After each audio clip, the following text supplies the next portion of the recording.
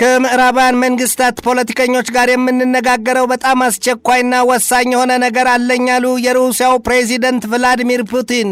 በሌላም ዜና የምዕራባውያን መንግስታት ፖለቲከኞች በየትምህርት ቤቶቻቸው ስለ ሩሲያ ማንነት በፍጹም ያለመማራቸውን አረጋግጠናል ሲሉ የሩሲያው የውጭ ጉዳይ ሚኒስትር ሰርጌይ ላቭሮቭ ገልጠዋል። በዶንባስ ግዛት የሩሲያ ጦር መተናፈሻ ያሳጣት የዩክሬን ባለስልጣናት ደግሞ ምዕራባውያኑ ተጨማሪና አስቸኳይ የጦር መሳሪያ ድጋፍ ያደርጉላቸው ዘንድ ውዑታቸውን አሰምተዋል። ይህንኑ ርዕሰ ጉዳይ ለዓለም አቀፉ ትንታኔ ዘገባችንም መርጠን አሰናድተነዋል። ከትንታኔ ዘገባው ጋር ትዕግስቱ በቀለ ነኝ። ሶስተኛ ወሩን አጠናቆ አራተኛ ወሩን በያዘው የሩሲያና የዩክሬን ጦርነት የዓለም የምጣኔ ሀብት ከምሰሶው መንገዳገዱ ታይቷል። ጦርነቱን የሚያካሂዱት ሩሲያና ዩክሬን ለስሙ ይጠቀሱ እንጂ በዚያ ቀጠናው ጦርነት ምዕራባውያኑ በተለይም አሜሪካ፣ የሰሜን አትላንቲክ ጦር ቃል ኪዳን ድርጅት ኔቶና ብሪታንያ ሌሎች መሰሎቻቸውንና አጋሮቻቸውን ያሰለፉበት የእጅ አዙር ጦርነት መሆኑ በሩሲያ ዘንድ ጎልቶ ይነገራል። ሩሲያ በዩክሬን የትጥቅ ማስፈታትና ልዩ አሰሳ ስትል የገባችበት ጦርነት ድፍን ዓለምን እያነጋገረ ምነው ባልተጀመረ ኖሮ በሚል በበርካቶቹ ዘንድ ለጸጸትና ሮሮ ተርፏል። ምዕራባውያኑ መንግስታት ጥርሳቸውን ባንዴ የነከሱባት ሩሲያ ከ10 ሺህ በላይ ማዕቀቦችን መታቀፏ ይነገራል። ይሁንና የሩሲያው ፕሬዚደንት ቭላዲሚር ቭላዲሚሮቪች ፑቲን ይላሉ ማዕቀቡ ባድማ የተጣለባት ሩሲያ ብትሆንም ሸክሙና ጫናው ከብዶ አስጎንብሶ የሚያስለቅሳቸው ራሳቸውን የማዕቀቡን ጣዮች ምዕራባውያኑን ነው ሲሉ ደጋግመው ተሳልቀውባቸዋል። ቭላዲሚር ፑቲን በትናንትናው ዕለት ንግግራቸውም አሁንም ገና ከምዕራባውያን ሀገራትና መንግስታት ጋር የምነጋገረው ጥብቅና ወሳኝ ጉዳይ አለኝ ብለዋል።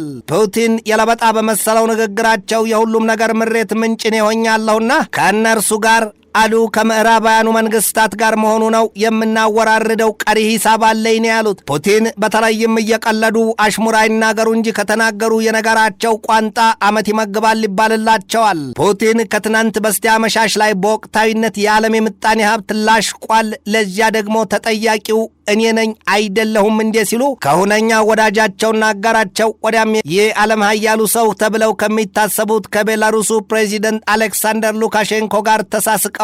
በደራ ሳቅ ውስጥ የቆዩት የሩሲያው ፕሬዚደንት ቭላዲሚር ፑቲን በድንገት ሳቃቸውን ገታ አድርገው ሉካሼንኮን ፊት ለፊት እያዩቸው ምዕራባውያኑ እንደጣሉብን ማዕቀብ ቢሆን ኖሮ እንኳንስ እስካሁን ልንራመድ ቀርቶ የዕለት ትንፋሽ የለንም ነበር፣ ግን ደግሞ የምጣኔ ሀብታችን ጫንቃው ደንድኗል። የሩሲያ ገበያ ገንዘብ ሩብልስም ቢሆን ከባለፈው ወር ጀምሮ በጋሽ ሽያጫችን ከዶላር አንጻር 57.5 ከዶላር በላይ ትርፍ አዝቆናል ነው ያሉት። ይህ ቤላሩሱ ፕሬዚደንት አሌክሳንደር ሉካሼንኮ ከሩሲያው ፕሬዚደንት ቭላዲሚር ፑቲን አፍቃባል ብለው በምጣኔ ሀብታችን ጉዳይ አሉ እኛ ምዕራባውያኑ መመስገን ይገባቸዋል። እነርሱ ባይገፉንና ባይነካኩን ኖሮ በዚህ ልክ የኛም የምጣኔ ሀብት አይደነድንም፣ የእነርሱም የምጣኔ ሀብት አይሾቅም ነበር። አሁን ልክ ለልክ ተያይተናል ማለታቸውን ሪያውተርስ ዘግቦታል። ሉካሼንኮ አክለው ምዕራባውያኑ የራሳቸውን ልሳን የመገናኛ ብዙሃን ወሬ እየሰሙ የእኛን ማንነት ዝቅ አድርገው ለመገመት አብቅቷቸዋል። አሁን ግን በደንብ ተዋውቀናል ምን ያሉት ፑቲን ያፍንጫቸውን ጫፍ ገፋ አድርገው እየሳቁ ዋይት ሃውስ በእኛ ላይ እጥረት ፈጥራለሁ ብሎ ማዕቀብ ሲጥል ራሱን ሰንክሎ መራመድ ተስኖታልም ነው ያሉት። ፑቲን አክለውም ጆ ባይደን አደባባይ ወጥተው ፑቲን የነዳጅ ዋጋን ሰማይ ሰቀለው አሉኝ፣ አሁን ደግሞ የምግብ ዋጋ ንረት አምጥቶብናል አሉኝ፣ ወዲህ ደግሞ መለስ አድርገው ሩሲያ በማዕቀባችን መተናፈሻ አታለች ይሉናል፣ እኛ ግን የጎደለብን ነገር የለም ሲሉም ተደምጠዋል። ይህ ሩሲያው የውጭ ጉዳይ ሚኒስትር ሰርጌይ ላቭሮቭ በበኩላቸው የምዕራባውያኑ ሀገራት መንግስታትና ፖለቲከኞች በፍጹም በትምህርት ቤቶቻቸው ስለ ሩሲያ አልተማሩም፣ ሩሲያ ምን መሆኗን አያውቁም ነው ያሉት። ምዕራባውያኑ መንግስታት ስለ ሩሲያ ሽንፈት ያወራሉ፣ ሩሲያ በጦር ሜዳም በዲፕሎማሲውም ረገድ ክፉኛ ተሸንፋለች ይላሉ። ምናልባትም እነዚያ ምዕራባውያኑ ስለ ሩሲያ ያለመማራቸው ነው ሲሉ ገልጠዋል። ይህ የሩሲያ ባለስልጣናት እንደሚሉት በዩክሬን ጦርነት ድል መቀዳጀታቸውን ሲገልጡ፣ የዩክሬን ባለስልጣናት በበኩላቸው በዶንባስ ግዛት ሩሲያ ለከፈተችባቸው ከባድ ጦርነት የከባድ ተወንጫፊ መሳሪያዎች ይሰጧቸው ዘንድ ዘንድ ለምዕራባውያኑ መንግስታት ጥሪያቸውን አስተላልፈዋል። ይህ ዩክሬን ጦር ከምዕራባውያኑ ባገኘው የጦር መሳሪያ የሩሲያን ጦር ክፉኛ መምታቱን አስታውቋል። በምስራቃዊና በደቡባዊ ዩክሬን ግዛት ጦርነቱ ክፉኛ ተባብሶ መቀጠሉ ይነገራል።